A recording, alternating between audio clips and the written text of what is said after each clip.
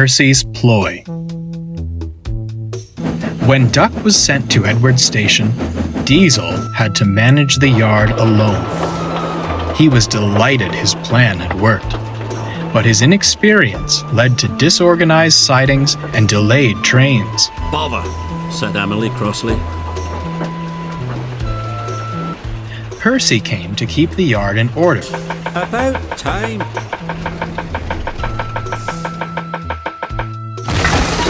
But despite his best efforts, Diesel ignored his help.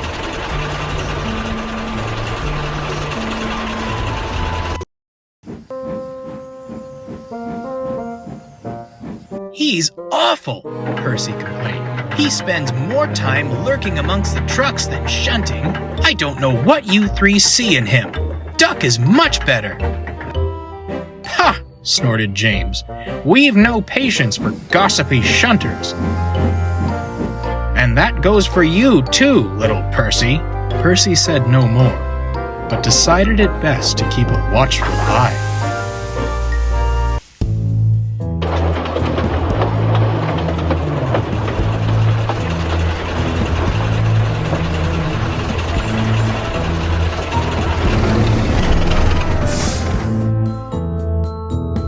The first train of the day is Henry's stopping service, followed shortly by Gordon's Express. One morning, Diesel put the coaches for these trains at the wrong platforms.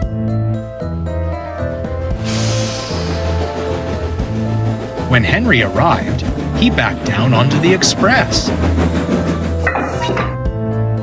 By the time the station master worked out what happened and the signalman cleared a path to the correct coaches, Henry was delayed, and none too pleased.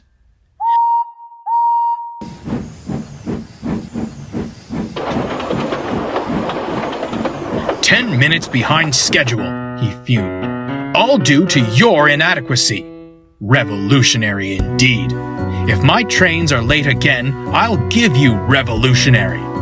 Diesel had no reply. He sulked angrily, thinking how to pay Henry out. By the next morning, Diesel had a scheme. He purposefully put the coaches at the wrong platforms again. Percy, shunting nearby, was about to speak up when Henry arrived. "What's this?" demanded Henry. "Don't tell me you've made the same mistake again." "Why, certainly not. Your words taught me a valuable lesson," Diesel replied greasily. "This is a change requested by the Fat Controller himself. The way I heard it, you pull the Express much better. Gordon is only suited for that kipper of yours now. It's your turn today, and perhaps forever." Diesel scuttled away, leaving Henry full of pride. When Gordon arrived, he was surprised to be coupled to the local. Percy tried to tell them what he'd seen, but Gordon and Henry argued so bitterly that no one paid attention. In the end, Gordon left with a very late local and a nasty disposition. "That Henry," he complained to Percy, "saying he pulls the Express better than me. On what railway is that true? My passengers have never once complained. And to suggest I'll be pulling the flying kipper, it's disgraceful. Where did he get such an idea?" "From Diesel," retorted Percy. "I tried to tell you earlier." When Percy had explained, Gordon was speechless. "You silly big engines," scolded Percy. "Diesel made you act horrid to Duck, and now you're being horrid to each other. Sit around and moan if you'd like, but I've had enough." Percy stormed away, leaving Gordon with much to think about. Soon, Percy had devised a scheme of his own, and was chatting with the trucks.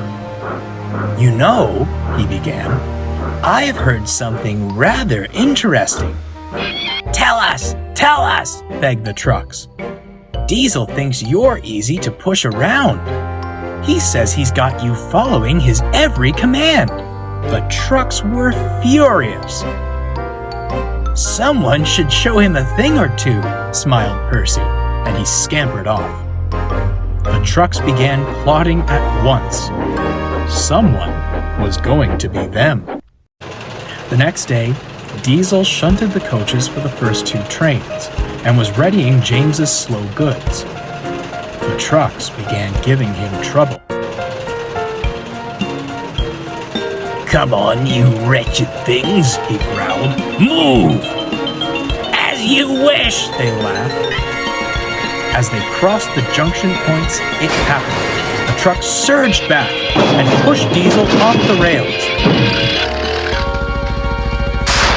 They sat blocking the line to the express. At that moment, Henry arrived. What on earth are you doing? You're in the way of my express!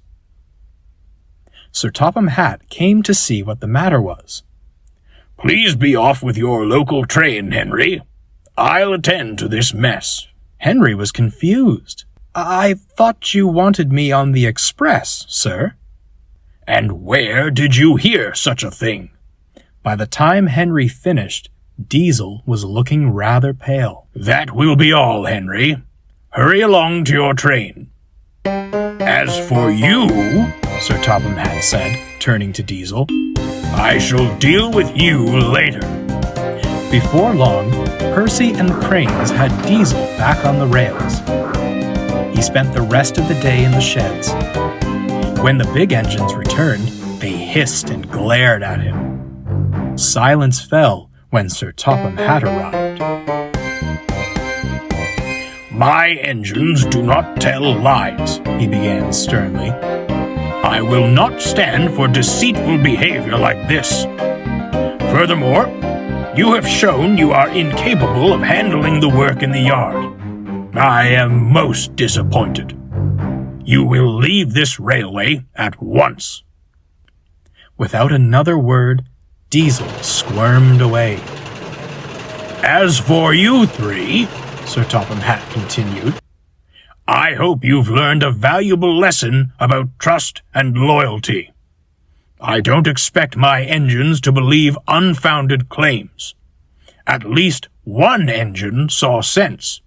Although I don't approve of your methods, Percy. He trailed off. Percy blushed. Sir, how did you? However, winked Sir Topham Hatt, so long as it remains an isolated incident, we shall say nothing more. Now, can I count on you to handle the shunting until Duck returns? Certainly, sir, peeped Percy, and he hurried off to tidy the yard. Sir Topham Hatt returned to his office just as the telephone rang.